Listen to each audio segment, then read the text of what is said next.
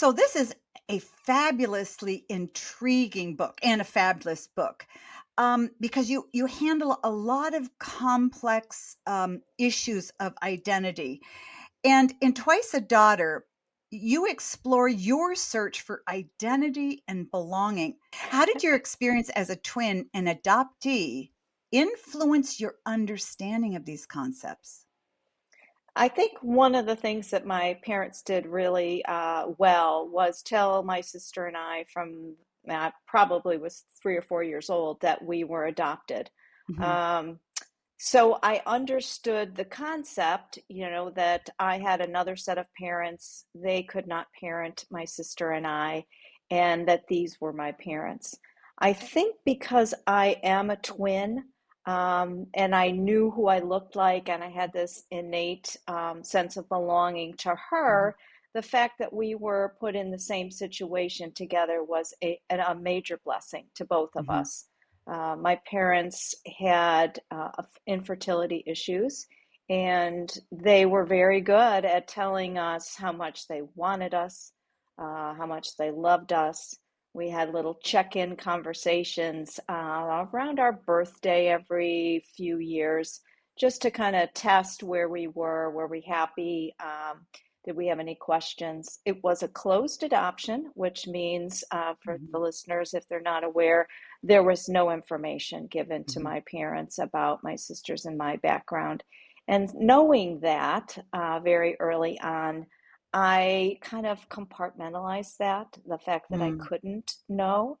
Um, but one of the things that happens with adoptees, and I've had plenty of conversations with fellow adoptees, is this fantasy life of who were these people. Ah. While we belonged certainly in this big Irish Catholic family that we were being raised in, we had a curiosity Mhm. always about who they were and what the circumstances were. And my sister and I would talk about that in our bedroom, and came up with what we thought the uh, was the plan, and it couldn't have turned out to be further from the truth. Yeah, yeah. Did you think, as you were thinking back on what your birth parents were like, what your life would have been like if you had stayed with them? Did you, in other words, did you have an alternate Julie? I'd say no, because I was so connected with this twin sister, and Mhm, we were each other's alter ego. That mhm, is different from most adoptees. I do have a brother 2 years younger than my sister and I, not biological brother, but adopted. And the three of us were a little bit of a pack. My mhm, parents had biological children after the three of us. Sometimes that happens. So mhm. they did a good job of not treating any of us differently, but we would have conversations amongst each other about what we thought might have happened or didn't happen. Mhm. It sounds like you had really good parents. I mean, adoptive parents who were very open with you, and having a closed adoption is hard. Do you think it would have been easier if it were an open adoption and you could have known more? I think I like the idea of open adoption because I do think that adoptees benefit from that knowledge of what their circumstances were that led to them being placed with a different family. But for adoptive parents, that's a really tricky situation. You get into a co-parenting issue. Mhm, And I think my parents did things their way, their way. mhm, They were very strong Catholics. We had chores and allowances, and I'm not sure that there was room for my mother, mm, particularly for another mother in the picture. And that's something that does come out in the book. I am faced with a health issue when I'm late 40s, and I decide, along with a lot of encouragement from my husband, to research what I could find out. mhm, At that time in the state of Illinois, the adoption laws were changing, and I had some access to some information that I wouldn't have had before that. So, and what happens in the story is I confront my mom and ask for my adoption papers, and she's not happy with me. Mhm. Um, and so, to go back to your original question, I don't think that there was room in our relationship for another mother. It has taken her, today's her birthday, she's 91. And I think it's taken her most of her parental life to come to Mhm. terms with that. And we can circle back to that. There's a cute conversation about that that happens later. Mhm. Honestly, when I read that, I was a little surprised, but that probably is her generation. I It's mean, her. that's what happened during adoption. You didn't you didn't even talk about, the biologic parents and so forth. Um, you discuss the impact of adoption on different aspects of life. And how have your conversations about adoption helped other people navigate their own journeys of belonging and regardless of their background? One of the things that happened in the course of my adoption search and reunion was I got involved with a social worker from Catholic Charities who pulled me into an adoption support group. And in that triad, adoptive parents, birth parents, and fellow adoptees, we met quarterly. And that conversation between the three groups, there was a lot of sharing of perspectives. There is loss in absolutely every position in that triad. Mm, Adoptive parents most likely have been led to adoption because of infertility issues. For a birth parent, they lose the ability to raise their birth child. And then mhm, for adoptees, we lost our connection to our first family. So mhm, we shared about all of those struggles in our group. And I think um, listening to birth mothers talk about the pain that they felt about having to relinquish a child, and to some of them, they couldn't even recognize Mother's Day, much less the birthday of their child. A very mm, painful situation. That support group was very helpful in my relationship with my birth mom, because she also did not want this situation, adoption search and reunion, to happen. So I had an adoptive mom who wasn't happy about it, and my birth mom was not happy about it. And this support group really was instrumental in getting me to understand everybody's position. And I think the conversations moved forward because of that social worker's expertise. sounds complicated, on an emotional level, because you're right. You've got these three people with loss, and you're sort of in the middle of it all, not by choice. While we're talking about, you explore the complexities of family ties. How do you think your relationships with your adoptive parents and your twin sister and your birth family contribute to your understanding of self and family dynamics? That's a loaded question. I know that's a loaded It, question, it but if you is. can pick it apart, that would be great. I think I'll go back to a little story. When I was a teenager, my sister and I were on a sleepover in our own home for our birthday, and a friend from school, after we were playing Ouija board, she said, you guys are adopted, right?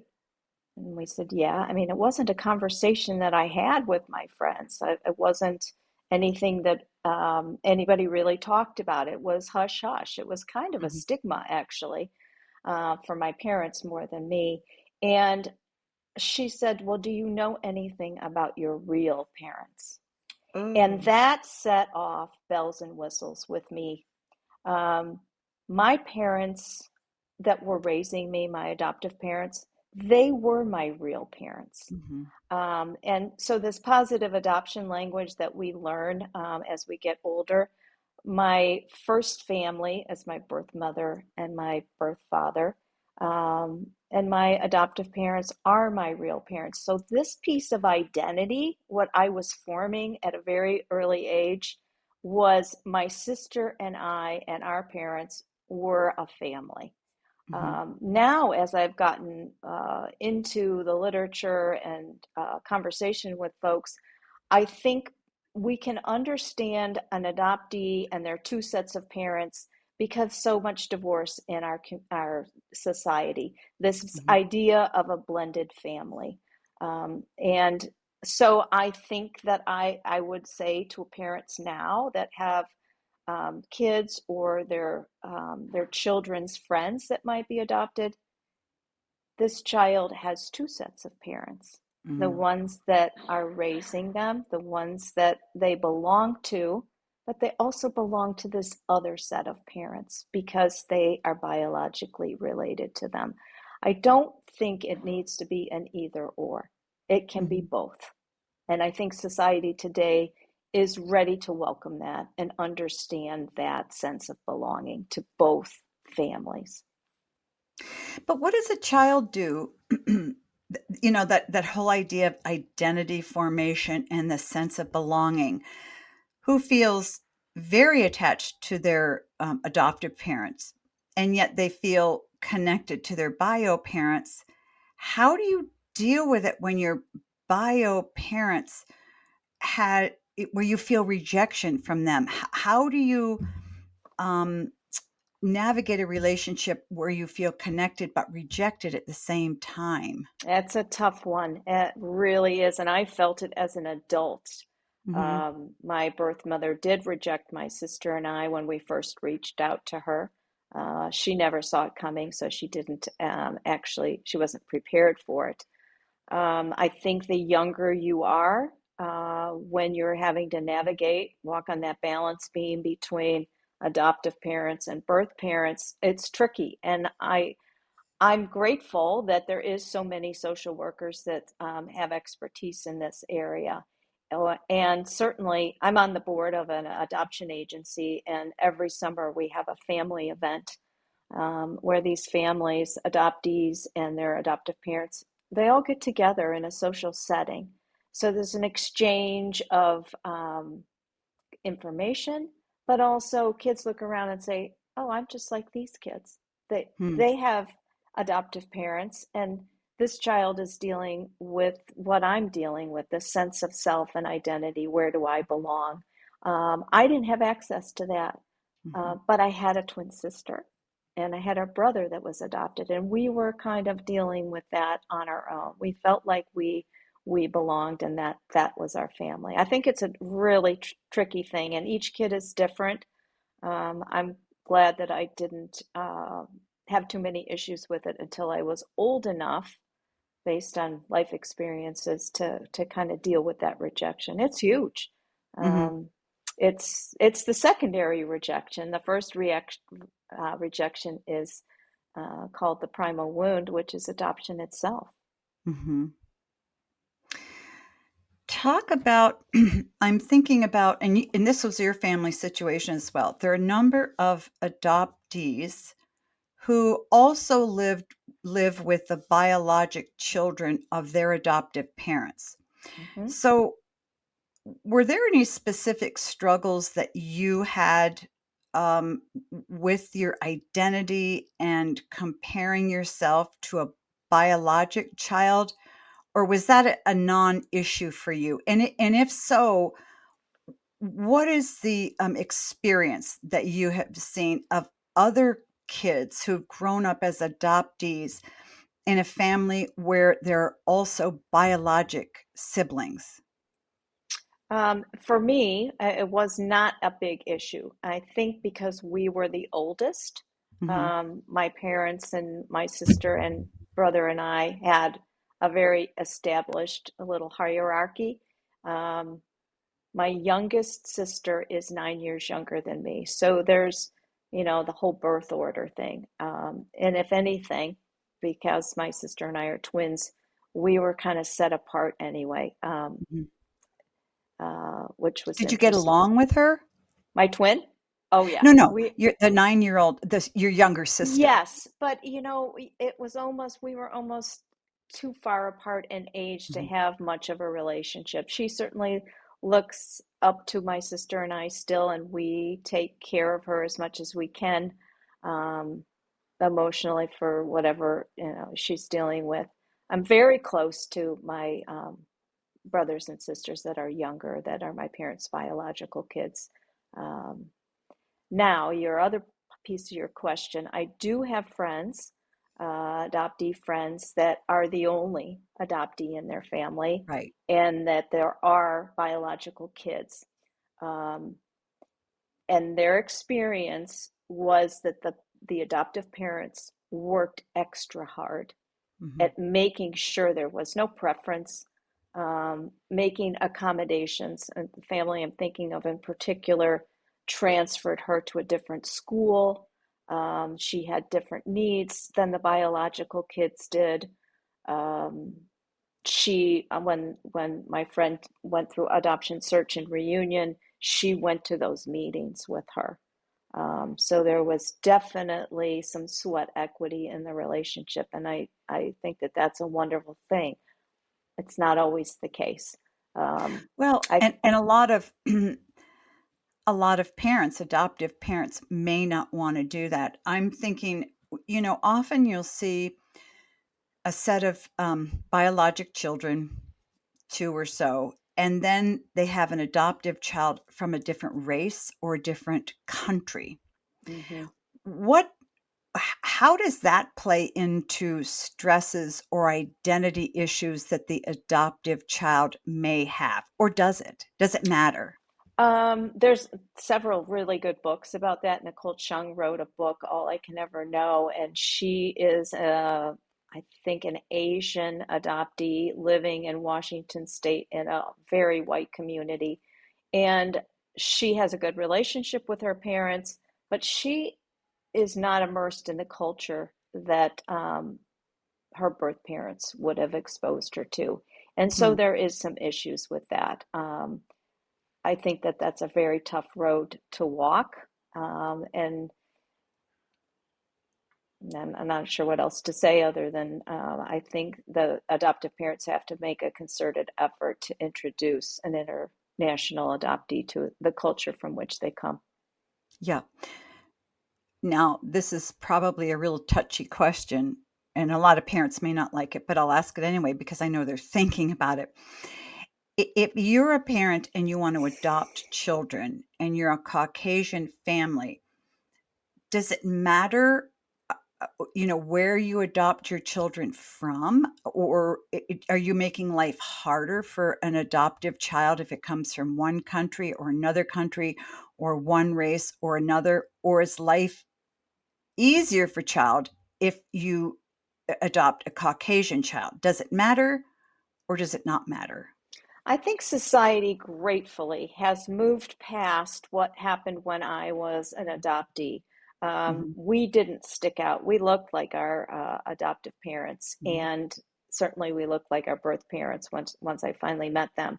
But society isn't stuck in that you look different and so you mhm, don't belong. Um, I think that adoptees nowadays, where they're a different race or a different um, nationality, they can fit in because it is much more widely done. mhm. Do kids from a different culture have a longing to understand their original culture? Because cultures are all different, and sometimes I know kids can struggle with wanting to know, you know, what was that culture like, and what would my life have been like if I would have stayed in that culture? Say, they're born in South America and now they're living in North America with a very different lifestyle. Is that ever an issue, or do they have difficulty processing it, or is it a non-issue for the Oh, child? I think it's a very big issue. I've read a couple books about Asian sisters. One was kept by the family, the other was adopted and brought to the United States. They do connect eventually and become very close, but they have vastly different experiences. And the Mhm, one that is adopted into the US, she's from an affluent family, she's exposed to education. And maybe not so much about her culture. Whereas the sister raised in the culture, but maybe not the same advantages as the other sister, they do end up, this particular family, they do end up connecting and kind of going back and forth, sharing experiences and educating each other. So I think it is a tough road to be placed outside of your culture. Mhm. Well, and I think it's just important to talk about because I'm sure there are a lot of parents out there who are listening who were adoptees or who have adopted children. And from what I've experienced, parents who adopt children want to do the very, very best that they can for their children. And they want to understand what struggles they may have or that they may not have. And sometimes it's hard for them to know, and to sort of help them navigate that. In your book, you go into your personal journey, and you alluded to the fact that you, when you were older and you had some health issues, that you sort of began this journey of tracking down your health history.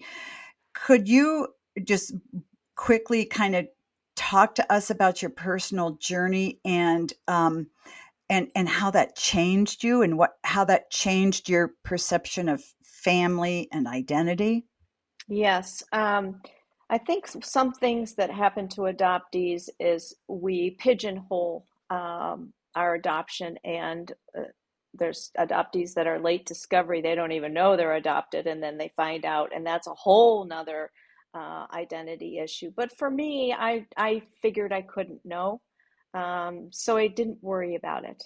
Mhm, And then I had to worry about it because I had this breast biopsy and I needed to know if I had breast cancer in my birth families. mhm, I was late in figuring out personally that I needed to know that, that I wanted to know that, that I was mhm, owed that. And mhm, that really is at the crux of this whole conversation is where is our right to know versus the right to privacy. mhm, And it's still being battled in so many states, which is why adoption records are still sealed in like 30 states. People like me at my age don't have access to their original birth records. And that, I think, is a big affront to adoptees. The fact that we can become a certain age, middle-aged people, and still not have access to information that concerns us. We all should be able to know everything that concerns us, especially when it comes to identity. So where that, that balancing mark is between right to know versus right to privacy is a tough conversation.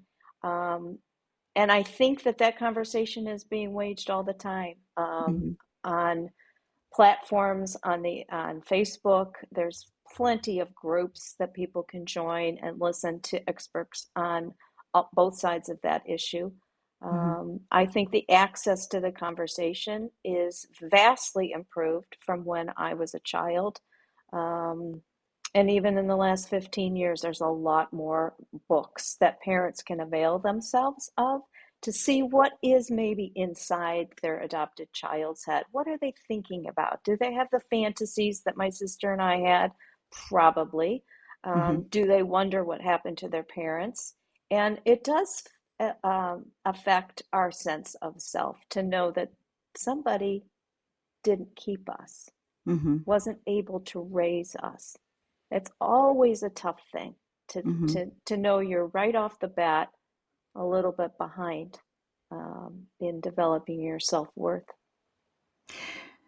So I assume you advocate for um, open book, for kids to be able to have all the information about biologic parents as they're young. Is there any situation where it can be harmful, where adoptive parents should sort of slowly um, let reveal some of that information to their kids, or is there a certain age, or does it not matter? Well, in an open adoption, there should be a plan that's set up from the very beginning between the adoptive parents and the birth parents. Whether both sides follow that plan, let's say every year on their birthday, they're supposed to get a letter, and in exchange, pictures are supposed to be sent. That's the agreement between both sets of parents. Whether that happens or not is up to those people. But I think that expectation for the child that that's going to happen can be a real big problem if it doesn't happen. Hmm. And adoptive parents can decide to pass on the information or not. Certainly, once a child reaches 18 years of old age, they should be able to make a choice for themselves what kind of information they want, what kind of relationship they want or don't want, um, whether they're capable of emotionally handling the rejection, the sense of identity that they may or may not get is a good question. And Mhm. that's where good counseling comes in. So as you counsel, parents of adoptive kids, what is your recommendation to them if they have the ability to give their kids as much information as they want in general? And I know all kids are very different, but what is your recommendation as far as divulging information along the way at certain ages? Is there, because I imagine some kids are going to feel rejected right off the bat, but some kids may not. So, is there a general rule about what's healthy for kids and what isn't? Because I know there are a lot of mothers out there, maybe dads saying, okay, my child is 10 and they're adopted and they don't know a whole lot about their bio parents. What should I say? What do you tell that parent? I think you tell them, you know your child best. You know where they are emotionally, whether they're mature or not mature. The child should express some kind of interest if the conversation is brought up or Hmm. not. I don't need to know any of that, Mom. I'm very happy with where I'm at. That Hmm. conversation needs to happen. Hmm. Or there's a curiosity by one of the adoptees, and maybe in the family there's two, and one adoptee might say, I want to know and I want you to help me. The other Hmm. one, and interestingly enough, there's a phenomenon with boys that they don't seem as curious about this as girls are. Hmm. Um, that was the case with my younger brother. He's like, nah, don't need to know any of this. Mom and dad are my mom and dad. Hmm. So a parent needs to assess their child's emotional abilities and keep assessing it and keep asking questions. Hmm. Are you sure you don't know? Have you had conversations in your classroom that make you uncomfortable? Are there kids that know you're adopted and they've said hurtful things? Maybe that's where the conversation really is helping your child figure out how to answer questions from their peers. Hmm. Those have been very hurtful conversations for me and still are. Here's an example. I have an adult friend when I was going through this search for my birth parents, because I needed medical history. And I knew this woman very well, and she said to me, "Do you really think you should be doing this?" Hmm. Now that's another perspective. I was being viewed as being disloyal, even though I was joining them. Oh, oh. And so I think that that is a big issue with all adoptees is we love our adoptive parents. Most of us have great experiences. And we want to be loyal to them. We want to show this loyalty by saying, I don't want to search right now, but Mhm, maybe later I want to keep that door open. So mhm, it's a balancing act. mhm. So, fast forward, you're an adult, you're searching for your biologic information, parents and so forth, and you meet your mother. Did you meet your bio dad as well? No, he passed away before he would agree to meet my sister and I. Okay. And your mother was very gun shy, didn't wanna do it. How have things settled out for you regarding your, or maybe they haven't changed at all regarding your identity as a woman and a daughter. Now that you My, know both, you've had, relationships? I view myself as having two mothers and two Hmm. fathers. I am closer to my adoptive parents because I have a lifelong series of experiences and bonds with them. I do have a very unique relationship with my birth mother. I am ecstatic to have been able to find her, to know her. She's still alive. She's 91 also. Um, the information she gave my sister and I has been, I think, full circle, a beautiful moment. Hmm.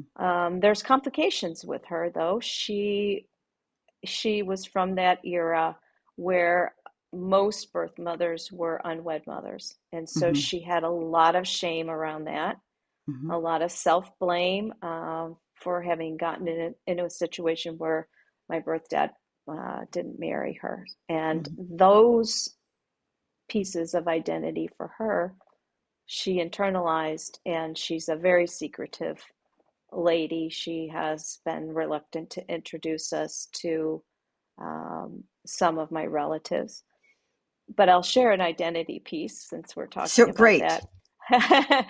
Hmm. um, so I found out that both my birth parents were from Minnesota, and I have Native American in both sides of my family. And so I'm an adult now. I raised in an Irish Catholic family. I have taken on that whole piece of identity. And until I did my DNA analysis and it confirmed that I actually am Irish, I was really worried about that. But now I Hmm. have this other piece of identity, this Native American identity, that I don't know what to do with. Native American Irish Catholic. Right. Um, Yeah. so Yeah. I feel a little cheated that I Hmm. didn't know that about myself. Hmm. Would it have made a difference in growing up? I don't know. But here's the other piece of it, which is, kind of not fair. Hmm. My birth mom's name on my birth certificate was an alias. That was something that was advised back in the closed adoption area. Oh, It huh. protected her from ever being found if she didn't want to be found. But also, she didn't have to put my birth father's name on the Mm. birth certificate, which he never signed off on his parental rights. Which Oh, he that didn't. no, no, that was Isn't that perfectly. illegal? It is now. It Yeah. wasn't back then. And a lot of adoptions happened in that era. It's called the baby scoop era because there was so many of these kids. It was before birth control was legal, and certainly abortion wasn't even a safe option at all. Anyway, so his name isn't on my birth certificate. And I did some research, and because his name is not on my birth certificate, I cannot claim to be part of the Chippewa tribe. And Oh. I have enough in my DNA to be a member of the tribe if I wanted to be, but I can't. I'm prohibited because his name is on my birth certificate. So But as I far think as, how you perceive your identity and what has shaped you, it doesn't make any difference. it doesn't. We only have a minute or two left, and I'm thinking about the parent out there who is struggling what to know or say or do to a. Let me back up. Okay, so let's talk to the parents out there who are considering adopting a child, and they want to do the very best thing for this child, of course, because they're seeking out a child, they're embracing this child, they're choosing this child. If you could give them one or two words of advice or encouragement, what would you say to them? Because a lot of times they're so anxious and worried and they feel like, I don't know what to do. What would you say to them as an adoptee? Treat your child like they are your biological child and be honest with them. If they have a Mhm. question, sit down and spend the time to answer it age appropriately, of course. Um, I think that was one of the things that my parents did well and set us up for success as a family. Mhm. My guest has been Julie Ryan McGue, and her book is Twice a Daughter, A Search for Identity, Family, and Belonging. It is a wonderful book. Whether you have been adopted, whether you're thinking about adoption, whether you have adopted a child, you need to read the book because there are a lot of complexities in there that you need to understand and know about, and at least be able to use when you're raising a child with some complex identity issues. Julie, it has been so delightful meeting you and getting to hear your story. It is totally intriguing. I love to hear it. I have not adopted children but myself, but I have a lot of friends and family who have. And so this is very, very insightful for me to help them and to at least get them to read your book. So thanks so much for joining me today. Thanks, Dr. Meeker. I think the conversation was very important, and I hope it helps other people. I think it will. I know it will. I know it will. You know, many professionals invest in an executive coach for personal development and a trainer for physical fitness. Now you can hire me, a best-selling author and expert coach, to help you raise great kids. I've over 35 years practicing pediatrics and an extensive experience decoding what your kids need and think about you. I've helped countless parents just like you. You can talk directly with me through private or group coaching. I'll listen and provide a customized plan to help you be the best dad you can be. Sign up now through the link in the episode notes. Your kids are counting on you. Let's make your family's future brighter together.